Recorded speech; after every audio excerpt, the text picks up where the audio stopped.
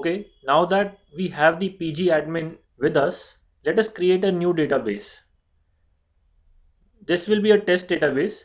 To create this database, we will go to the databases option, right click on it and click on the create database option.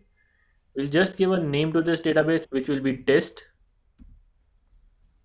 and we will save this database. Once this database is created, we will get a notification saying database connected. So the database is now connected and we have a new database. Within this database, we can add tables, but since this is a test database, we'll look at how to delete this database also. We'll just right click on this database and click on the delete option. Okay. This we saw is the graphical way of doing this.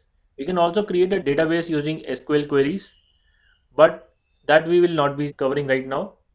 We'll start with creating a new database which we will be using for writing further queries, and we will be adding tables and datas into that database. So let's create a database called training.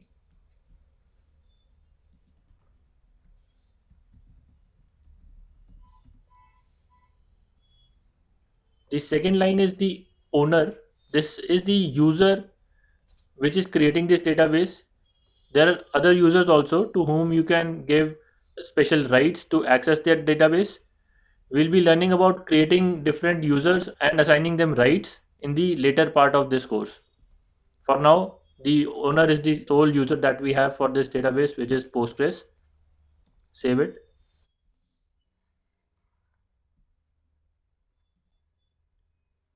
Now you can see that training database is created.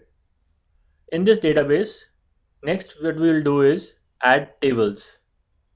So this training database is going to be a database of customers and products and the transactions that those customers are doing. So we'll have three different tables in this database. First will be of customers, which will contain customer data. Second will be of products, which will contain product data. And third will be of the transactions. So for example, customer A is buying product B. So the third table will have information like customer A bought this much quantity of product B for this much amount. So we'll create these three tables and add data to it. So to create a table, we'll be using create table command. So before writing this command, let's look at the syntax and example of this command. So when we are creating a table, it is important that we design it very carefully. A better designed table will be taking up only required space and it will be quick in giving back the response to queries. So to create a table using the create command, we'll need to name the table and also give the names of all the columns and their data types. If you look at the syntax of this command, this starts with create table. After that, you mention the name of that table, and after that, we have a bracket. Within this bracket, you will mention all the columns. For each column, you need to mention the data type which this column will contain. We will be discussing these data types in the later part of the course. Next part is defining column constraints. This I have put in square brackets as it is optional. You need not give all the constraints while defining the table. So you list down all the columns, give the table constraints if any, you close the command using a semicolon. When writing a query, you can have any number of spaces. These spaces are immaterial. You can use multiple lines, so you can press enter after any word. And it is very important that you close the query using a semicolon. You need not remember this when you practice writing queries. This will become your habit. While writing a query, there are some good practices. For example, some developers write all the keywords in capital letters. It is not mandatory. You need not write create table in capital letters.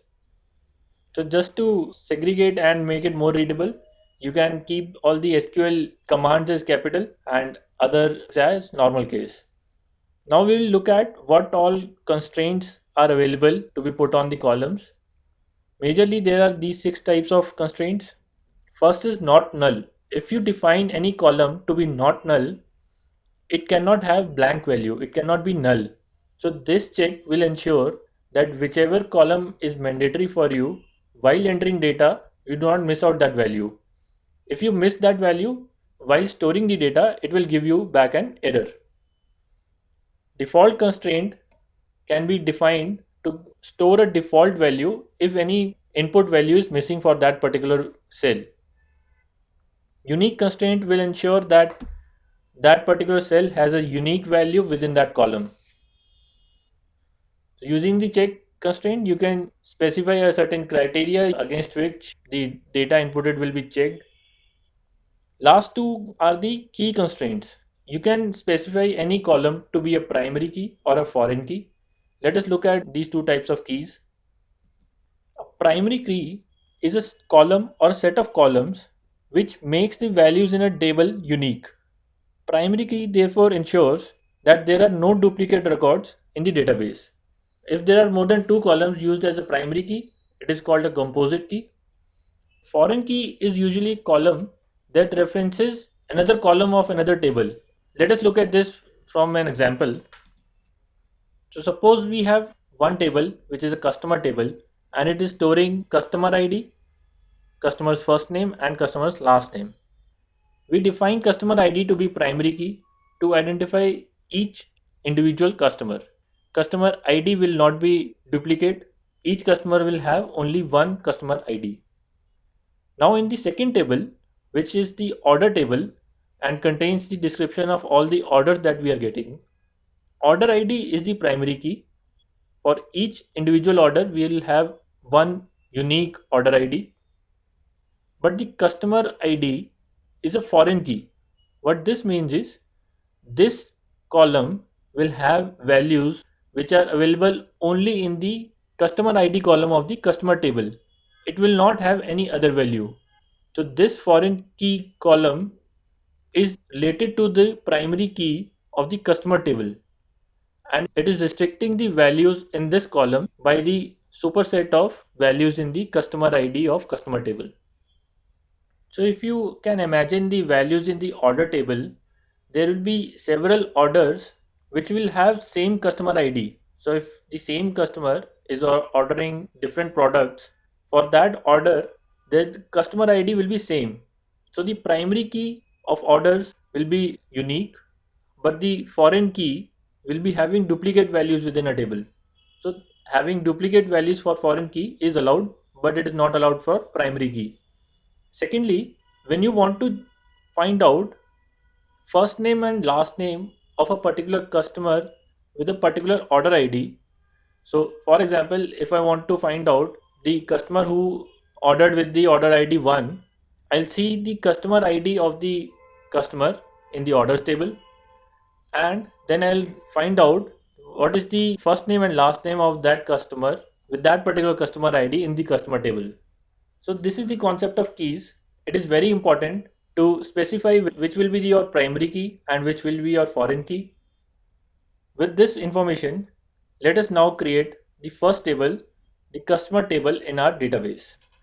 To create a table, we'll start writing the SQL query.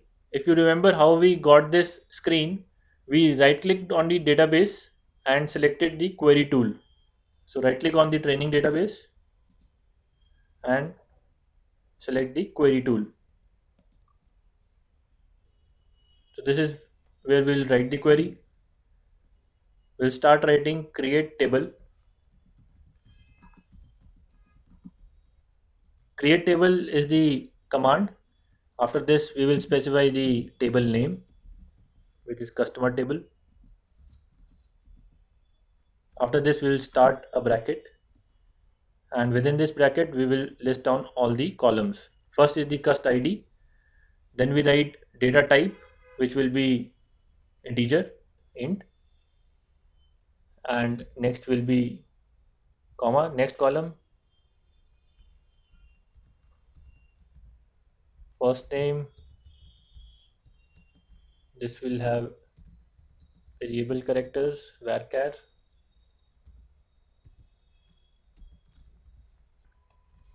Last name as again variable characters.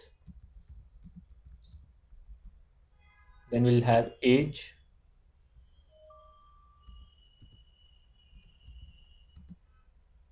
integer. Then we will have email ID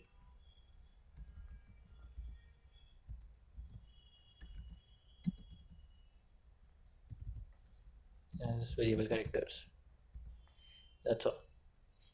So we'll close the bracket and remember to put semicolon to finish this query. To run this query, you'll need to either click on this button, which is execute refresh, or you can see that F5 is also highlighted. You can just click on F5 to execute the query. Here you can see that query returned successfully in 172 seconds. So your query has run. To see the table, open the database, go to schemas.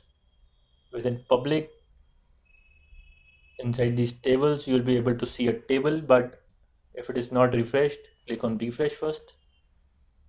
There will be one table created, which is the customer table.